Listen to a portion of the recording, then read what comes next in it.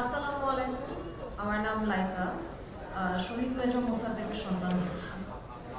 আজকে যখন আপনাদের সামনে আমি দাঁড়িয়ে আছি, বক্তব্য দিচ্ছি, হয়তো টিভির কোনো এক পর্দায় আমাকে দেখা যাবে, কিন্তু 15 বছর আগে ঠিক এই দিনেই আমার মনে আছে টিভির পর্দায় হয়তো আরো বিধ্বস্ত কিছু দেখাচ্ছিল।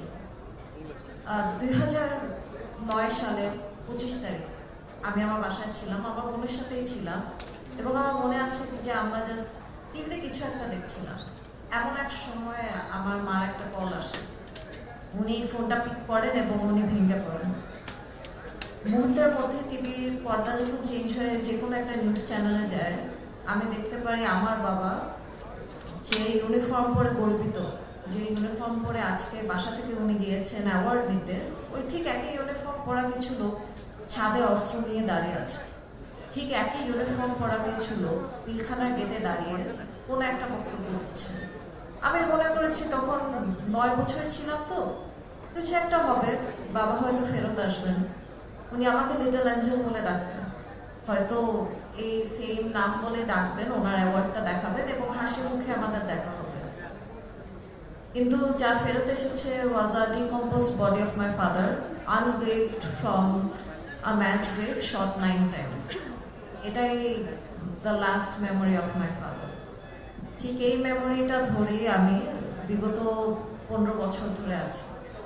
বিগত 15 বছর have been nothing less of a struggle for me. আপনারা হয়তো বুঝতেই পারছেন যে বাবা হারা পরিস্থিতিতে এই দুনিয়ায় সার্ভাইভ করাটা বেশ কষ্টের, কিন্তু কি আর করার ছিল। এই যে 9 বছরে আমি আমার বাবাকে পেয়েছি, সেই 9 বছর আমার জীবনের সবচেয়ে বেশি আপন এবং প্রিয় কিছু মেমোরিজে ভরা। এই 9 বছরের এক্সপিরিয়েন্স নিয়ে আমি আজকে যেখানে আছি।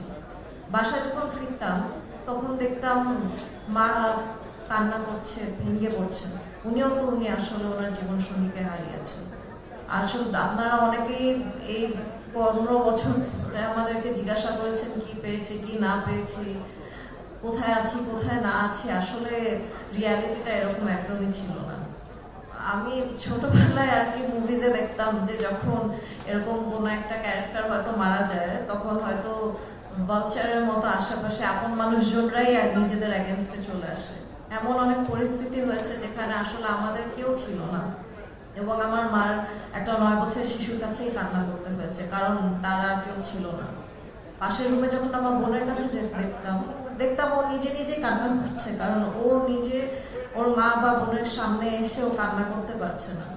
এবং এই জিনিসটা দেখে যখন আমি টিভি অন করতাম, তখন এমন একটা ব্যক্তির চেহারা দেখা লাগতো যে নিজেকে প্রকাশ করতো যে সে জাতির কষ্ট বুঝে এবং মানুষের কষ্ট বুঝে। এই সেম ব্যক্তিকে যখন আমি জিজ্ঞাসা করেছিলাম যে আপনি কেন আরো সোলজার্স পাঠাননি, আপনি কেন আরো আর্মি পাঠাননি ভিতরে, ওনার উত্তর ছিল আমরা তো আমাদের দিক থেকে সব চেষ্টা করেছি।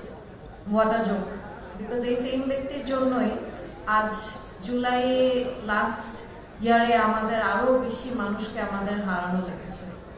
আমি কখনো মনে করিনি যে এমন একটা দিন আসবে যখন এই ব্যক্তিকে, যাকে নিউজে, যাকে টিভিতে, যাকে মিডিয়াতে এত বড়ভাবে দেখা হয়, ওনার এগেনস্টে আমরা কখনো জাস্টিস পাবো।